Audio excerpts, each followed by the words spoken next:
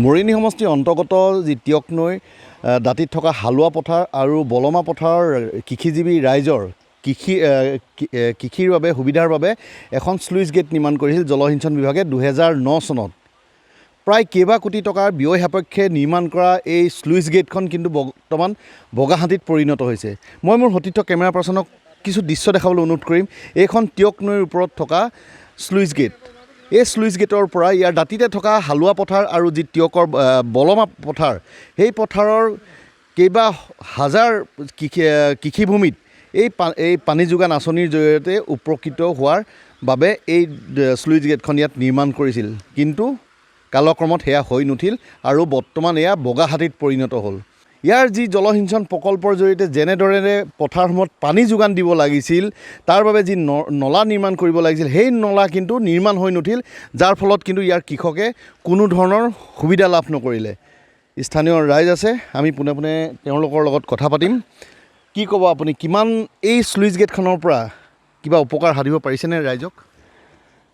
এই জলসিঞ্চনৰ যি ব্যৱস্থা, এই ব্যৱস্থাৰ পৰা ৰাইজৰ তেনেদৰে উপকাৰ হ'ল বুলি আমি ভাবিব নোৱাৰোঁ, মানে নহ'লেই। কাৰণ ইয়াৰ যি পানীৰ যি ব্যৱস্থা, পানী যোগানৰ যি ব্যৱস্থা, সেইটো নহ'ল।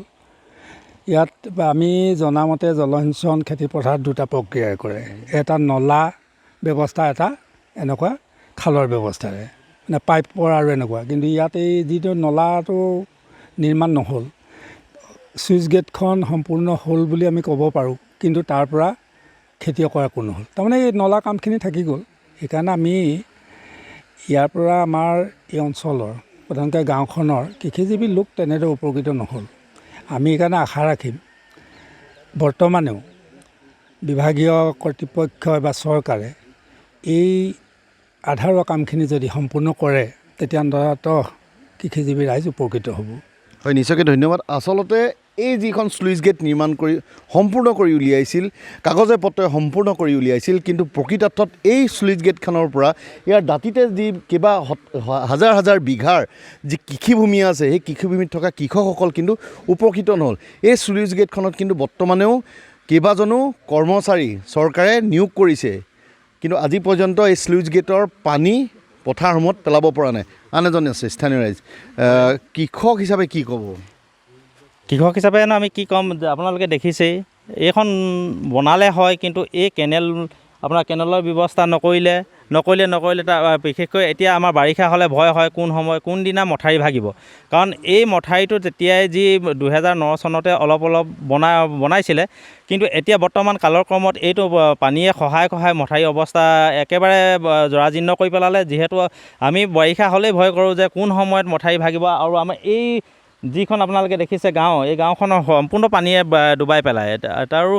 তাৰোপৰিও আমাৰ এইখনৰ পৰা কোনো প্ৰফিট হোৱা নাই বুলি ভাবোঁ, কাৰণ যিহেতু আকৌ কেনেলটো নহ'লেই। আৰুনো কি ক'ম, আমি কৃষক হিচাপে একো উপকৃত হোৱা নাই বুলি মই ভাবোঁ। হয়, নিশ্চয়কৈ। আচলতে এই স্লুইচ গেটখনৰ পৰা ইয়াৰ যি হালোৱা পথাৰ অঞ্চল হওক অথবা এই দাঁতি কাষৰীয়া অঞ্চলৰ ৰাইজেই হওক, কোনো ধৰণৰ উপকৃত হোৱা নাই, বৰঞ্চ তেওঁলোকক